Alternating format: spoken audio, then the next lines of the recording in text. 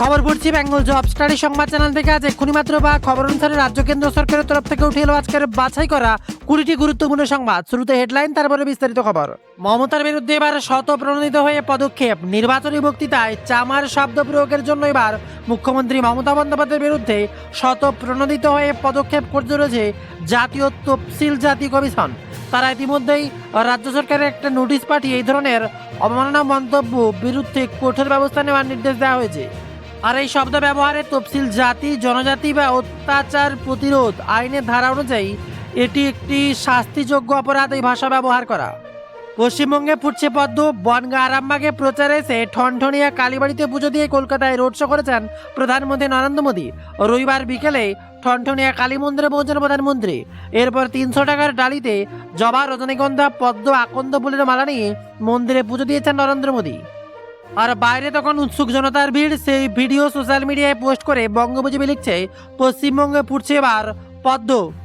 এদিকে আবার কয়েকশো কোটি টাকা এসছে মমতা বন্দ্যোপাধ্যায়। আজ কালীঘাটের সবাই সিএম মমতা বন্দ্যোপাধ্যায় বলেন, ওড়িশার বর্ডার দিয়ে লোক নিয়ে এসেছে। আমরা সময় যারা ছিল সব অফিসার বদলে দিয়েছে। একটা কালো স্করপিও গাড়িতে কয়েকশো কোটি টাকা এসছে ভবানীপুরে, শুধুমাত্র ডিস্ট্রিবিউশন করার জন্য। চেতলায় একটি জায়গায় বিলি করেছে। তারা আমাকে বলছে, দিদি আমরা টাকা নিয়ে নিয়েছি কিন্তু ভোট দেব না। শুনুন, ভবানীপুরটা কিন্তু ভবানীপুর। কলকাতার ভোট আর নন্দীগ্রামের লুট করা ভোট দুটো কিন্তু আলাদা। এইমাত্র ভয়ানক আবহাওয়ার পূর্বাভাসের মাঝে বিরাট বড় খবর। বজ্রপাতে মৃত্যু হলো 2। রবিবার হঠাৎ করে শুরু হয় ঝড় বৃষ্টি। আর এই সময় গ্রামের একটা বড় বটগাছের তলায় আশ্রয় নিতে বজ্রপাতে মৃত্যু হলো 2 ব্যক্তির। বজ্রপাতের ঘটনায় আহত হয়েছে আরও 2 জন। বর্তমানে তারা কান্দি মহকুমা হাসপাতালে চিকিৎসাধীন রয়েছেন। ঘটনাটি ঘটেছে রবিবার বিকেল নাগাদ মুর্শিদাবাদের ঝড়গ্রাম থানার অন্তর্বর্তী বরার গ্রামে। পুলিশ সূত্রে জানা গিয়েছে, মৃত ব্যক্তির নাম সারানাম দাস এবং সাবিত্রী ঘোষ। এদিকে আবার ভোট মিটতেই কর্মস্থলে ফেরত পরিযায়ীদের 2026-এর বিধানসভা নির্বাচনের মিটতেই কোচবিহারের দিনহাটা থেকে পরিযায়ী শ্রমিকদের জন্য ভিন রাজ্যে ফেরার হিড়িক পড়েছে। শনিবার বমনহাট রেল স্টেশনে দিল্লি, হরিয়ানা, গুজরাটগামী শ্রমিকদের উপচে পড়ছে ভিড় লক্ষ্য করা যায়।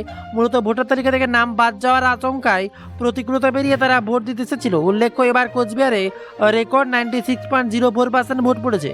অপরদিকে আবার মৃত্যু মিছিল, হাহাকার পেরিয়ে ভোট শুরু। বিরাট বড় খবর সামনে। দীর্ঘ 20 বছর পর গণতন্ত্রের পথ ফিরিয়ে এবার যুদ্ধবিধ্বস্ত প্যালেস্টাইন, গাজার দেহ আল বালাহা, ওয়েস্ট বেঙ্গলে শুরু হয়েছে এবার পুনর্নির্বাচন।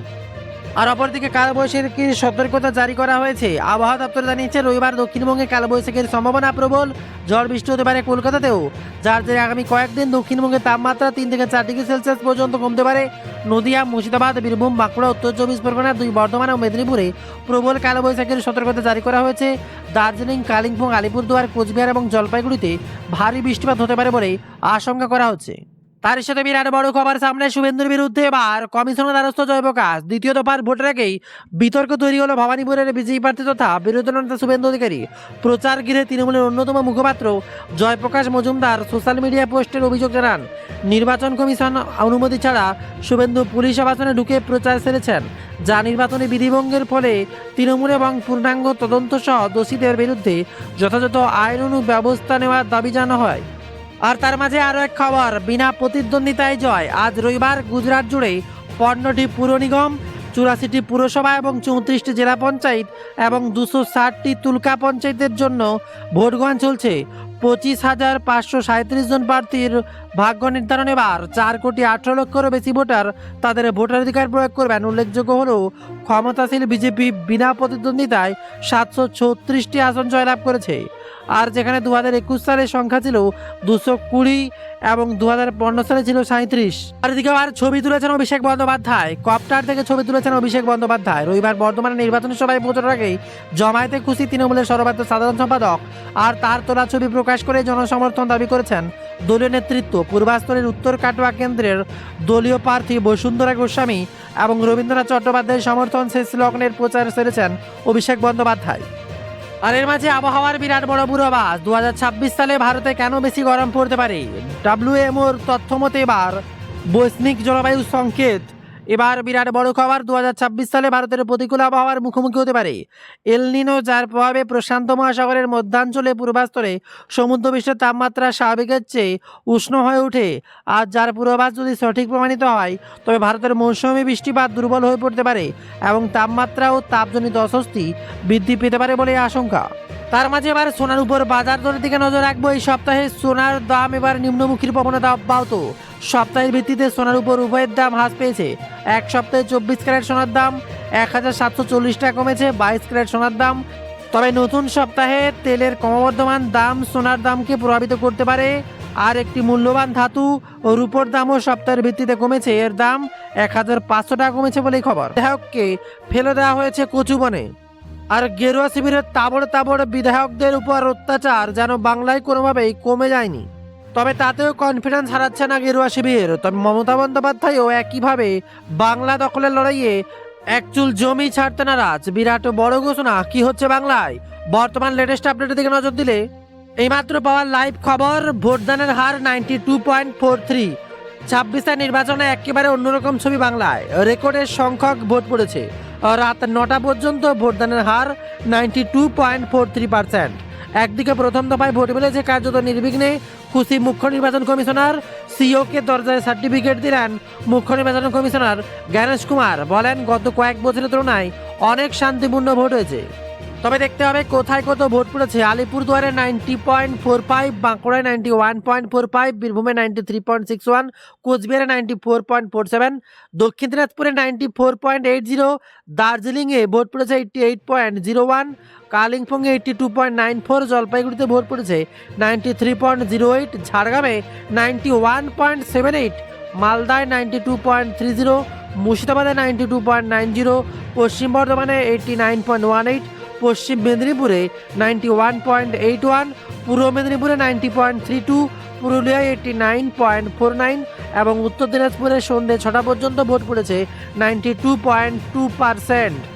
অর্থাৎ বাংলার মসনদে এবার কে, ভোটের পার্সেন্টেজ দেখে স্পষ্ট বোঝা যাচ্ছে। তবে এবার এক্সিট পোল প্রকাশ হবার আগেই বিভিন্ন নেতাদের মুখে শোনা যাচ্ছে কে কত আসনে জিতবে। 230টি আসন নিশ্চিত। অনুব্রত প্রথম দফা ভোট নিয়ে বীরভূমে তৃণমূল নেতা অনুব্রত মণ্ডলী দিন বলেন, আজ খুব সুন্দর ভোট হচ্ছে। মমতা অভিষেক যেমন চেয়েছিলেন ঠিক তেমনই ভোট হচ্ছে বাংলায়। 230টা আসন নিশ্চিত। বীরভূমে সব আসন পাবে তৃণমূল। মানুষ নিজের রায় দিয়েছেন, আমিও ভোট দিলাম। খুব ভালো লাগলো, আপনারা সুষ্ঠুভাবে ভোট দিন। গরম পড়েছে, ঠান্ডা ঠান্ডা কুলকুল, ভোট হবে আরামসে।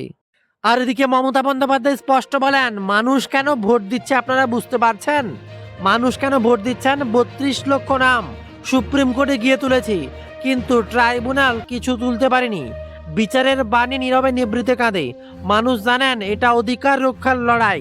তৃণমূলকে ভোট না দিলে আমছাল, ঠিকানা, ব্যবসা সবই যাবে। এ সূত্রে মমতার দাবি, 4 তারিখ ভোট বাক্স খুললে দেখবেন বিজেপি জ্বলছে আর লুচির মতো ফুলছে, এমন দাবি মমতা বন্দ্যোপাধ্যায়ের।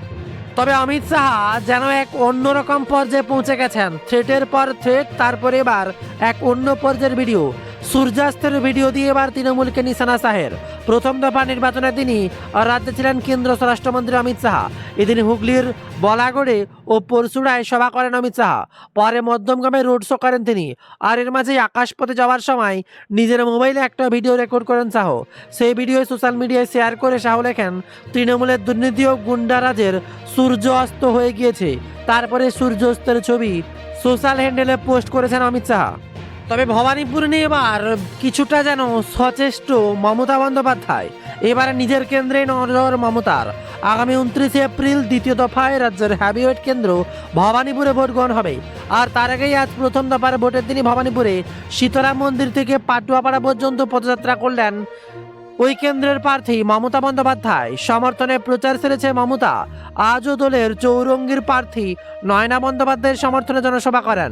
একই সঙ্গে তিনি এবার নজর দিলেন নিজের কেন্দ্রেও।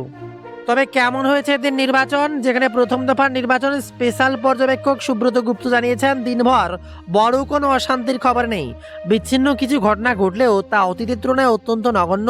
পরিস্থিতি নিয়ন্ত্রণে রাখতে বুথে বুথে টহল দিচ্ছে সিআরপিএফ। এই পর্যন্ত 5 জনকে গ্রেপ্তার করা হয়েছে। কমিশনার কন্ট্রোল সেন্টারে প্রতিটি অভিযোগ গুরুত্ব সহকারে খতিয়ে দেখেছে এবং তাৎক্ষণিক ব্যবস্থা নেওয়া হয়েছে। মাঠে রয়েছে 200 জন মাইক্রো অবজারভার।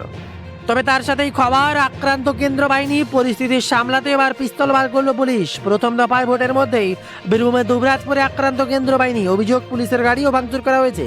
উত্তেজিত জনতার একাংশ বাহিনীর দিকে তেড়ে যায়। বাহিনীর দিকে ইট ছুঁড়তে উদ্যত হয় তারা। ঘটনায় জখম হয়েছে কেন্দ্র বাহিনীর কয়েকজন জওয়ান। এক জওয়ান গাল থেকে রক্ত বেরোতে দেখা যায়। পুলিশের একটি গাড়িকেও ভাঙচুর করে উত্তেজিত জনতা। পরিস্থিতি সামলাতে পিস্তলও বার করা হয় পুলিশ।